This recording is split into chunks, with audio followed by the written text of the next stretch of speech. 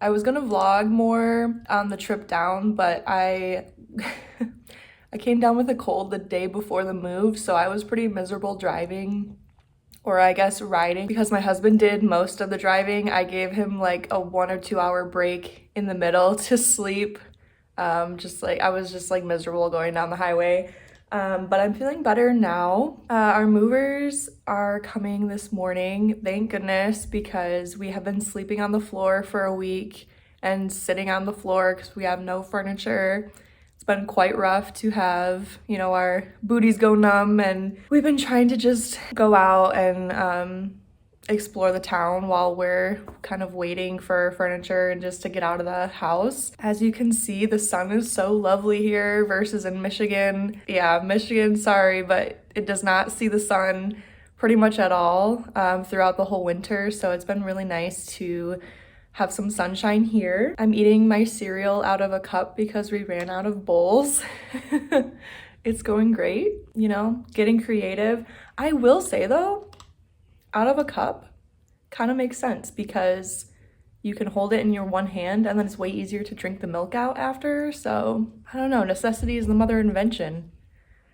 Okay, it's a few days later. We're all moved in. We got all of our stuff safe and sound for the most part.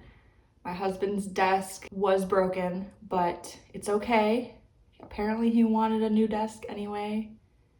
We're good. I will say that the weather here is drastically different than Michigan, at least the weekend that we decided to come, because when we had left, typical Michigan weather in January is cloudy all the time, bitterly cold. Like it was probably in like the 20s, maybe 30s. And then we come here, and the first weekend that we're here, it's in the 60s and just sunny, sunny, sunny. And I'm like, I don't think I've stopped sweating since coming here. And like it's cooled down a little bit, but I still feel like with all of the sun, it just feels so much warmer. And it's really nice. It's really nice. It just doesn't feel like home, I guess. It just feels like we're kind of on vacation or something. It's just like been hard for me to adjust to that this is January and not, like April. So let's talk about December and how I did finishing out my no-buy. If you're new here, hi, I'm Mallory.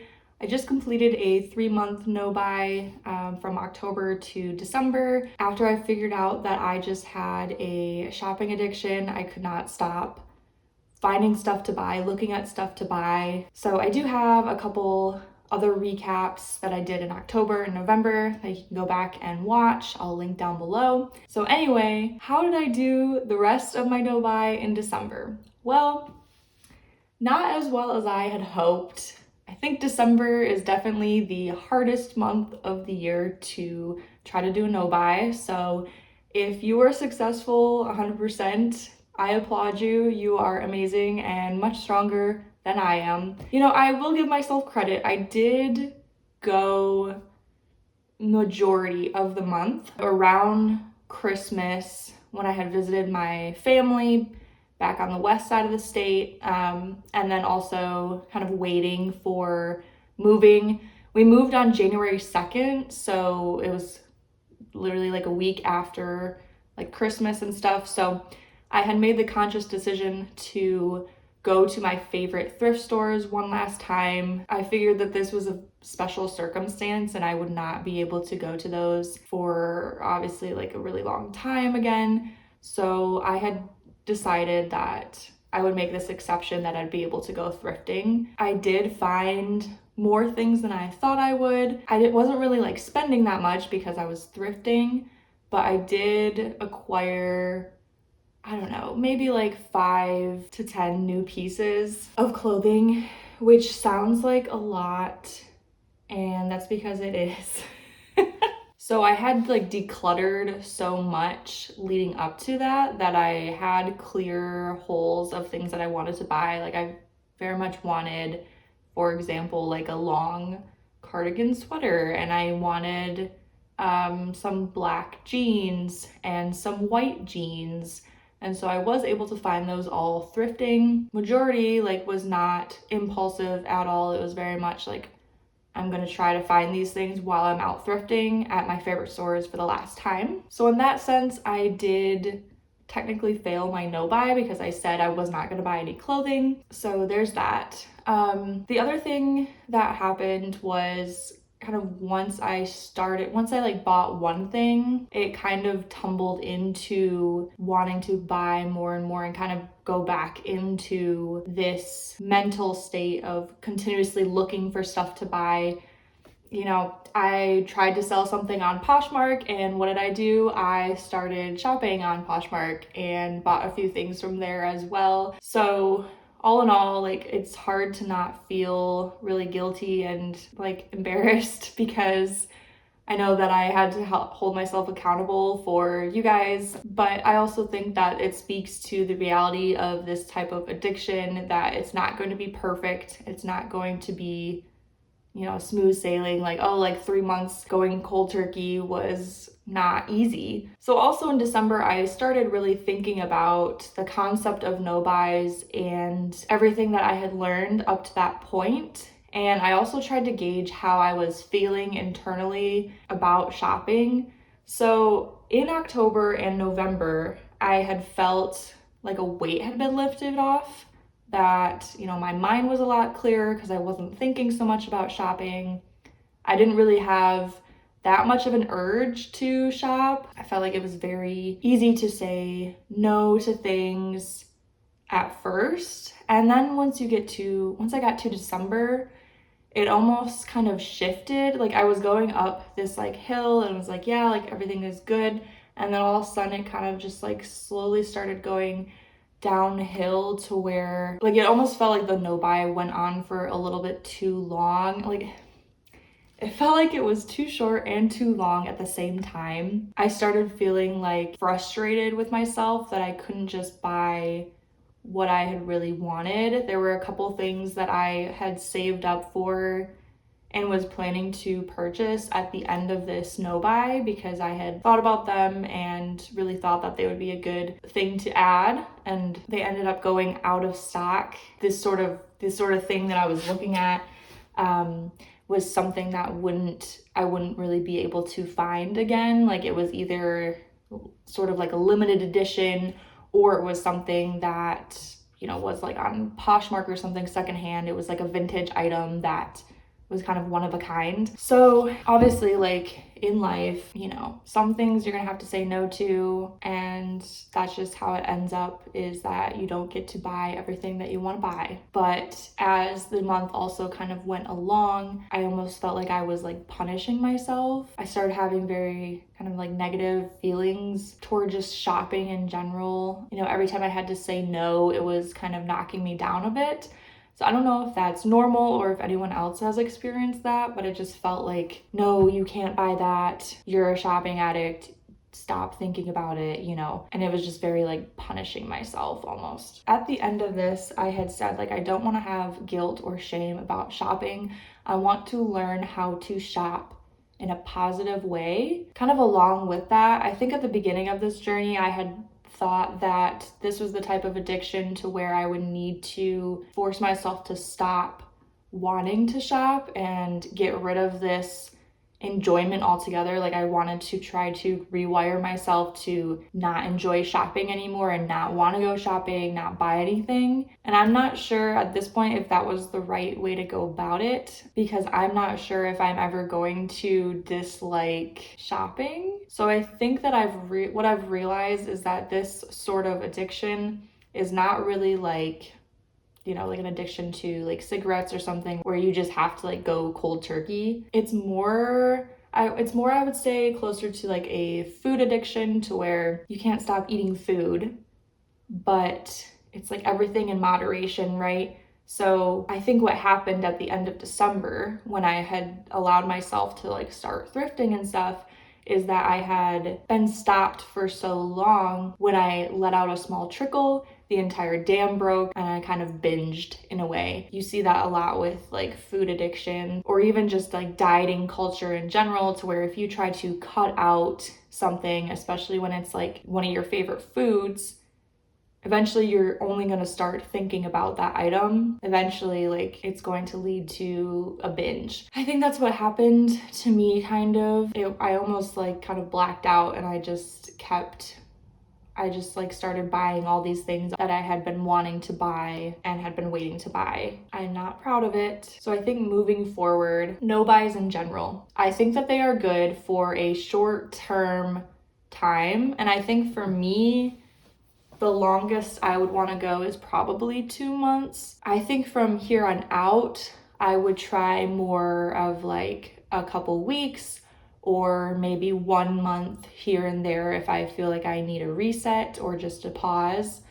I think that it can be very helpful with resetting and helping with your desire to maybe save up for something like a trip you're going on or an expensive item you want to buy, to just pause on all other shopping and really focus on that. Long term though, I don't think it's very sustainable. I think that a low buy, I guess, is better, but I think a low buy is kind of something I want to strive for just indefinitely for the rest of my life, I guess. I don't want to say I'm like anti no buy now, because I do think it's good short term, but I do caution anyone who has never done a no buy before and they are just wanting to jump into a year-long no buy for 2026. I've seen a lot of that, and I do worry about that a little just because it's a lot harder than you think, and it can, bring up a lot of negative feelings and negative stuff. And I don't think either way is good. Like, you don't want to feel deprived, but you don't want to be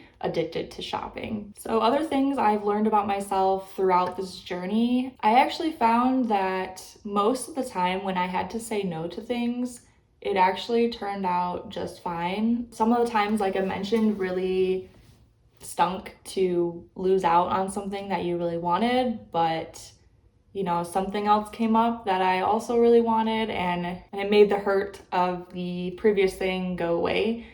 So I think that there's always going to be something that I want. I'm learning how to be super choosy and only buy the things that I would really last a long time, especially when we're talking about clothing.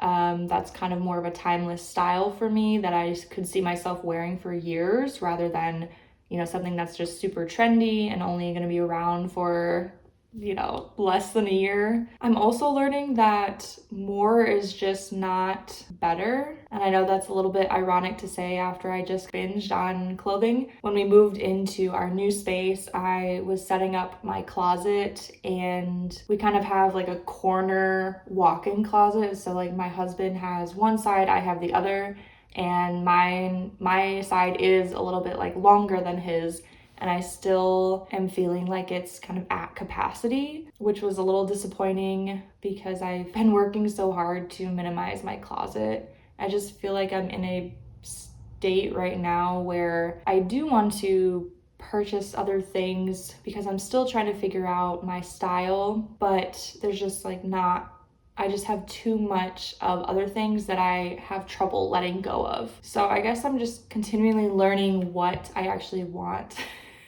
I will say that the week that we had of not having any of our stuff, I had only packed like a very small amount of clothes, almost like a travel capsule wardrobe. And you know what? I was fine. I just re-wore items. And did I miss some other pieces? Yes. But honestly, like, it just wasn't that bad to just know everything I had, and it did make getting dressed a lot easier.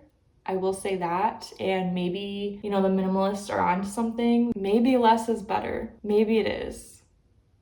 So maybe that's for 2026. I'm actually going to get serious about just having less. And then overall, I'd say that this shopping pause has definitely showed me that the glitter wears off. The things that you buy that seem so, magical and beautiful in the moment, I've been noticing how quickly like that feeling goes away, and often it's right when you go to wash the thing. Something about seeing that item on a model or on Pinterest, on an influencer, when it actually gets into your wardrobe, it's kind of like most of the time the spark is just gone. You know, you go to wear it or you go to try it on or you go to wash it, and then it's just like, it's just another article of clothing. It's just another makeup product or blush or foundation. And I even noticed that with some of the things that I had bought. I think it was November when I did some shopping at Ulta. You know, those makeup things that I had bought, they were fine. But, you know, once they're in my makeup bag, they're just another makeup product, and they just not very exciting. Like I enjoyed the products and I look forward to using them up, but they weren't like as magical as when I had first seen them online. So I think that's something to think about too when you go to make a purchase, almost picturing it, how it's going to look crumpled up in your laundry hamper, or how it's going to look after it's been washed a few times. Are you still gonna love it? Is it still going to hold up as well? You know, the quality of it and everything like that. So that's just something that I've been noticing too, is that as I've been acquiring some more clothes recently, I've been happy to have them, but just recognizing that everything that glitters is going to fade at some point. So moving forward, I think that my urge to shop has calmed down a little bit. You know, I've released some of that energy. I think I'm gonna take it really slow through January and February, especially with the weather here being a little bit warmer. It almost makes me not regret, but like feel a little bit silly for buying more sweaters and stuff when I'm not really sure how long I'm gonna be even able to wear them in Missouri versus in Michigan. But needless to say, I do not need any more winter clothes for sure. So I don't wanna say like no buy again. So I guess just an extra low buy, I'm gonna say. I'm also gonna try to figure out filming locations. I really hope that the lighting is okay and that everything looks okay. I'm literally sitting on my treadmill, like walking pad right now, because it's in front of the window, and I did not really have time to set up another filming location for today. So hopefully it looks okay. Hopefully you can hear me okay. Our apartment is kind of a little bit of a fixer-upper here. They weren't quite ready for us to move in. It's just like kind of one little thing after another. Like, oh, I found out that one of the burners on the stove doesn't work, and the plate in our microwave, like the rotating plate, was like too big, so they had to get another one. And we still don't have our garage door opener. The whole place was pretty dirty. They didn't have time to clean from the previous tenants, and they were not the cleanest people, and there were like dead bugs everywhere on all like the windowsills and in the cabinets, and just like kind of like grime. There was like beard hair in the sink and everything like that. Like, so we did like a very, very deep cleaning of the entire place. We're working with them on getting the stuff that we need. They've been very kind and stuff. So that's kind of where I'm at. I feel like I'm a little all over the place, but hopefully you enjoyed this. Leave me a comment how you did, if you also did a no buy with me, if you're planning to do some sort of no low buy throughout 2026. I think all in all, I would just say, like, give yourself grace no matter what happens. Like, definitely celebrate the wins if you accomplish whatever goals you have, but also give yourself grace as we're all trying to figure out how to slow down our consumption, I think, as a society as a whole, because it's a societal wide problem right now. Don't be too hard on yourself because you're doing great. I have quite a few fun ideas for videos in 2026, so be sure to subscribe, and I'll see you next time. Bye.